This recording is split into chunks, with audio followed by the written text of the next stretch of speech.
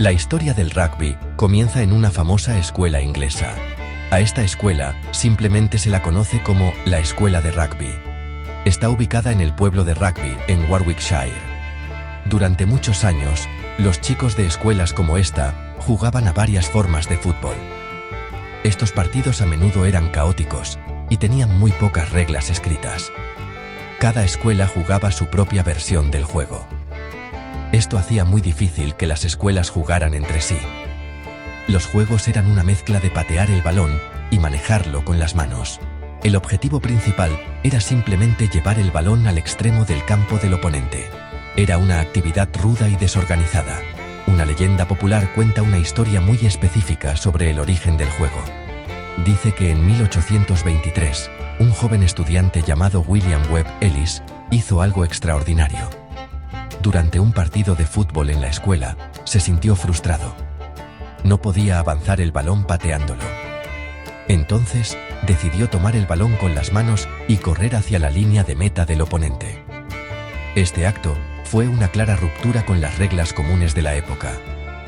Mostró lo que la placa en la escuela llama un fino desprecio por las reglas del fútbol.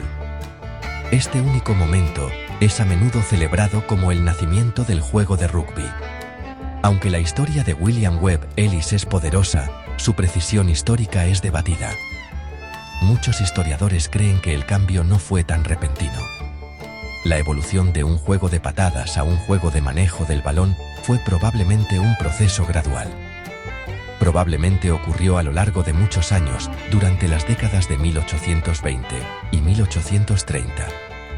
Diferentes grupos de estudiantes habrían probado distintas variaciones de las reglas. La historia de Webb Ellis, sin embargo, proporcionó un origen simple y heroico para el nuevo deporte. Le dio al juego un padre fundador y un momento específico de creación, lo cual fue importante para su identidad. Independientemente de la verdad de la leyenda, la escuela de rugby es innegablemente la cuna de este deporte. Fue dentro de los muros y en los campos de esta institución donde el juego tomó su forma única. Los propios chicos fueron los primeros innovadores. Establecieron las primeras costumbres informales que más tarde se convertirían en reglas oficiales. Por ejemplo, desarrollaron la idea del try, donde tocar el balón detrás de la línea de meta permitía un intento de patear a gol. Este enfoque tanto en llevar el balón como en anotar al colocarlo en el suelo fue una característica distintiva que lo separó de otros juegos de fútbol de la época. El desarrollo del rugby no puede entenderse completamente sin mencionar a Thomas Arnold. Él se convirtió en el director de la escuela de rugby en 1828. Arnold fue un educador e historiador muy influyente. Tenía una visión clara para la escuela y sus estudiantes. Quería formar caballeros cristianos. Su enfoque estaba en los principios morales y religiosos, la conducta de caballero y la habilidad intelectual. Veía los deportes organizados como una herramienta poderosa para lograr estos objetivos. Arnold no inventó el juego de rugby, pero su liderazgo creó el ambiente perfecto para que creciera y se formalizara. Bajo el liderazgo de Arnold, los deportes ya no eran solo una forma para que los chicos liberaran energía. Se convirtieron en una parte central del sistema educativo. Él creía que los deportes de equipo enseñaban lecciones de vida valiosas.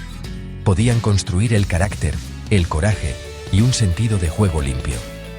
Animó a los chicos mayores a asumir la responsabilidad de organizar los partidos.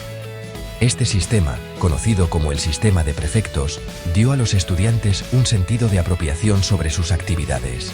Los chicos tenían la tarea de gestionar los partidos y hacer cumplir las reglas ellos mismos, lo que ayudó a desarrollar el liderazgo y la disciplina entre el alumnado. La filosofía de Arnold era conocida como cristianismo muscular. Esta era una idea que vinculaba la salud física y la fuerza con el desarrollo moral y espiritual. Se consideraba que un cuerpo sano apoyaba una mente sana y una fuerte brújula moral. La naturaleza ruda y física del juego de rugby se veía como algo positivo. Era una forma para que los chicos aprendieran resiliencia, trabajo en equipo y cómo enfrentar los desafíos con valentía. El juego se convirtió en una aplicación práctica de los valores que Arnold enseñaba en la capilla y en el aula. era una salida controlada y supervisada para la agresión. Por lo tanto, la influencia de Thomas Arnold fue indirecta, pero increíblemente profunda. Él no escribió las reglas del rugby. Él no jugó el juego mismo. En cambio, cultivó una cultura escolar donde un juego así podía florecer. Le dio a los deportes un propósito más allá de la simple recreación. Lo transformó en un ejercicio de construcción de carácter. Esta nueva filosofía del deporte organizado, nacida en la escuela de rugby, tendría un impacto duradero. Daría forma no solo al futuro del rugby, sino a la forma en que los deportes eran vistos en los sistemas educativos de todo el mundo, convirtiéndolos en una parte esencial de una educación integral. El juego que se jugaba en la escuela de rugby no apareció de la nada. Era parte de una larga tradición de juegos de fútbol populares que se jugaban en Gran Bretaña durante siglos. Estos juegos tradicionales eran salvajes y desestructurados. A menudo se jugaban entre pueblos enteros en días festivos. Las reglas eran pocas y distantes entre sí. El objetivo solía ser mover una vejiga de cerdo o un balón de cuero a un punto de referencia específico, como la puerta de la iglesia del pueblo. Estos juegos implicaban patear, lanzar y cargar el balón. A menudo eran violentos y caóticos, a veces resultando en lesiones graves o daños a la propiedad. Cuando estos juegos populares se introdujeron en las escuelas públicas de Inglaterra, comenzaron a cambiar. Las escuelas proporcionaron un entorno más contenido y regular para que se jugaran los partidos. Cada escuela desarrolló su propia versión única de fútbol. Algunas, como Eton y Harrow, favorecieron un juego centrado casi por completo en patear el balón y controlarlo con los pies. Esto se debía en parte a que sus campos de juego eran patios cerrados, donde correr con el balón era difícil. Estos juegos se convirtieron en los ancestros del fútbol asociación moderno, o soccer. Requerían habilidad y juego de pies por encima de la fuerza bruta. La escuela de rugby, sin embargo, tenía grandes campos abiertos. Este espacio permitió que evolucionara un estilo diferente de juego. La capacidad de correr con el balón en la mano se convirtió en una táctica más viable y emocionante. Con el tiempo, los estudiantes de la escuela de rugby comenzaron a formalizar las reglas en torno a esta acción. Establecieron que un jugador podía ser placado si corría con el balón. Esto creó una diferencia fundamental entre su juego y los juegos que se jugaban en otras escuelas. El enfoque se desplazó hacia una contienda de fuerza, carrera y trabajo en equipo para ganar territorio en el campo. Las primeras reglas escritas para el juego de la escuela de rugby se produjeron en 1845. Este fue un momento crítico. Fue la primera vez que las tradiciones y costumbres del juego se documentaron oficialmente.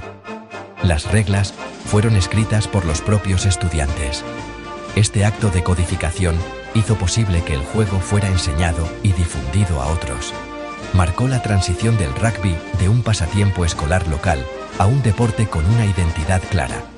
Estas primeras reglas incluían elementos clave como el try, la conversión y la scrum match, ahora conocida como scrum, que siguen siendo centrales en el juego actual.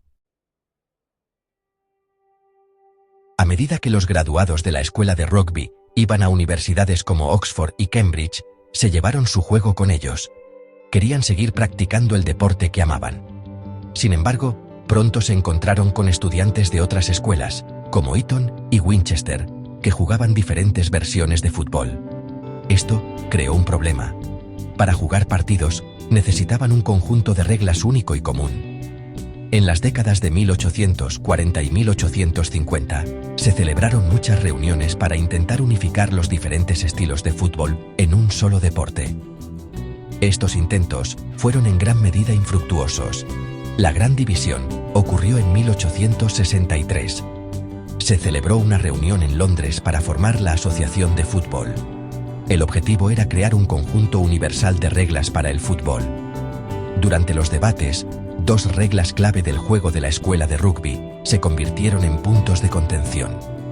Estas eran las reglas que permitían correr con el balón en la mano y el hacking, que significaba patear a un oponente en las espinillas. Los clubes que favorecían un juego solo de patadas votaron para prohibir estas acciones.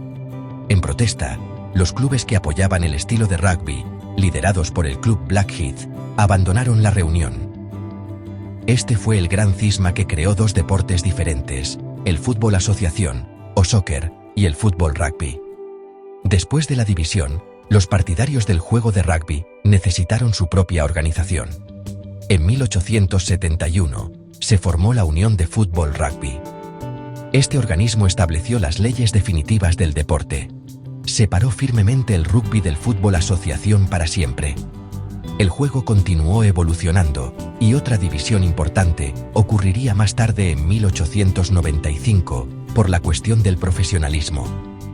Esto llevó a la creación de dos códigos de Rugby Union, que permaneció amateur durante otro siglo, y Rugby League, que permitía que los jugadores fueran pagados. Ambos códigos se extendieron por todo el mundo. La influencia de la escuela de rugby y la filosofía de Thomas Arnold se extiende mucho más allá del propio deporte del rugby. La idea de usar el deporte organizado para construir el carácter y enseñar valores se convirtió en un pilar de la educación moderna. El concepto de correr con un balón ovalado fue adoptado y modificado en otros países, lo que llevó a la creación de deportes como el fútbol americano y el fútbol canadiense.